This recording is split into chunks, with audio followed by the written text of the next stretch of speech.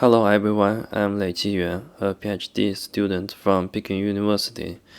My advisor is Shi Chen. It's my great honor to introduce my recent work about enhancing heat flux by oscillating boundary. This report will be divided into following sections. First is background. Turbulence convection controls the mixing and transport processes in many natural environments and engineering applications, such as metal convection, and ocean circulation, CPU cooling, and indoor convection. The fundamental model for thermal convection is RB convection, which is heated below and driven by plumes. There are two controlling low-dimensional parameters, Rayleigh number and Prandtl number. The response parameters we focus on is Nusselt number, which describes the heat transfer efficiency. Nusselt and Rayleigh number have a one-third scaling law relationship according to the Markov theory of 1954 for small Rayleigh number. Questioner predicts that when Rayleigh number is large enough, boundary layer will become turbulence. The power law will increase to 1/2. In order to enhance the heat convection, researchers have explored many methods, like changing the flat boundary to rough wall, such as pyramid shape and ring shape and sine function shape. All of them have achieved good results in enhancing the heat transfer. Other researchers have proposed modulation methods, such as horizontal body vibration, which is equivalent to adding a periodically horizontal body force. The heat transfer efficiency grows rapidly when the frequency is larger than 200. And another strategy is to change the bottom temperature to a periodically varying temperature. When the temperature amplitude A reaches a maximum value of 1, the thermal convection can be enhanced by 25% with appropriate parameters. This strategy has been recently confirmed by experiments. And now we introduce our new strategy. Consider a flow layer bounded by two boundaries that deform according to the same standing wave law to disrupt the boundary layer. The governing equations have not changed, and here shows the parameter space of our simulation. We fix the Prandtl number to 1, and here is the volume rendering of temperature, which at this time is the maximum form of wall vibration. Let's see the heat transfer enhancement. First, we change wave number and fix other parameters. From left to right are the temperature and vertical velocity and vorticity components perpendicular to the plane. The movie shows that when the wave number is small, the fluid mainly moves according to the wall, and the flow velocity in the central area will be affected by the wall. But for high wave number, the wall motion mainly affects the fluid near the wall, and the fluid in the central area is mainly driven by the plume. And at this time, the vorticity on the wall is greater than the small wave number case. Here is the temperature gradient over half wavelength for different wave number. On the left is the crest, and on the right is the trough. The y-axis is normalized by wave number.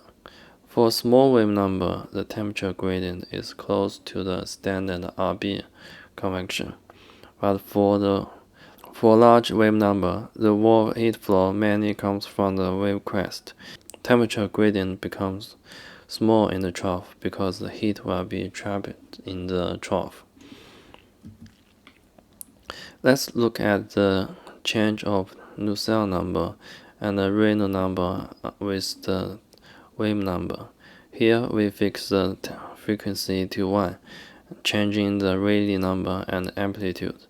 The maximal growth of Nusselt number exceeds 75%, and the Reynolds number has not changed much.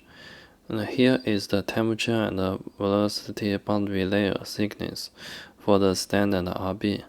Thermal convection enhancement occurs with increasing wave number only if the amplitude is larger than the corresponding standard RBC's temperature and velocity boundary layer.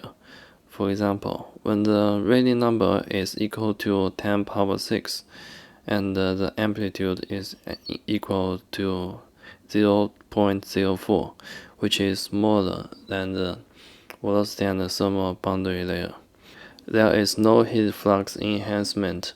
But when the Rayleigh number is equal to 10 power 6 and the amplitude equals to 0.08, the amplitude is larger than the temperature and the velocity boundary layer, and the heat transfer efficiency increases significantly. Next, we change the frequency and fix other parameters. Here shows the frequency is equal to 0.2, and the wall motion has little impact on the flow field. But when the frequency increases to 5, here the movie slows down by 5 times, and the temperature field shows a special plume appear at the trough position. The vertical velocity and the vorticity near the wall are significantly enhanced. Then we zoom in to see more detail near boundary. Here is the average temperature field and averaged strain line, which the frequency increases from left to right. As frequency increases, the two large vortices move down first, and then a new flow separation point appears and the multiple vortices are formed. And here shows the boundary temperature gradient over half wavelength.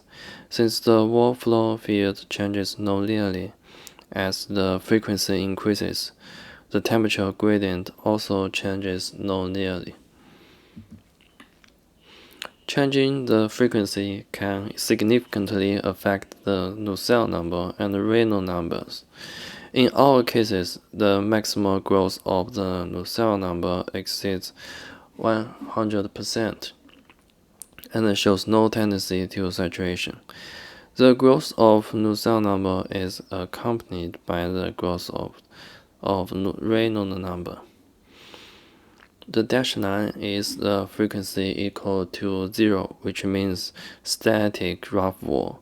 As the frequency increases, the Nusselt number first decreases and then increases rapidly and can exceed the static rough wall. If we normalize the Nusselt number by the minimal Nusselt number and the corresponding minimal frequency, the curves can roughly collapse. Finally, let's look at the scaling law after fixing the vibration parameters. The blue diamond is the standard RB convection, and the gray dashed line conforms to the minus 1/3 scaling law. The red points are the fluctuation wall. It can be found that the red points tend to be horizontal in the convection diagram as the Reynolds number increases, which means that the scaling law of the deformation wall tends to 1/2. Last is the conclusion. Only when the amplitude exceeds the thickness of the boundary layer, increasing the wave number can enhance the thermal convection. After the frequency increases to a certain value, Nusselt number can grow rapidly, and can change the flow structure in the valve trough and enhance the overall flow intensity when the parameters of the vibrating wall are fixed. The scaling exponent of Nusselt number to Rayleigh number can increase towards 1/2. That's all. Thanks for your listening.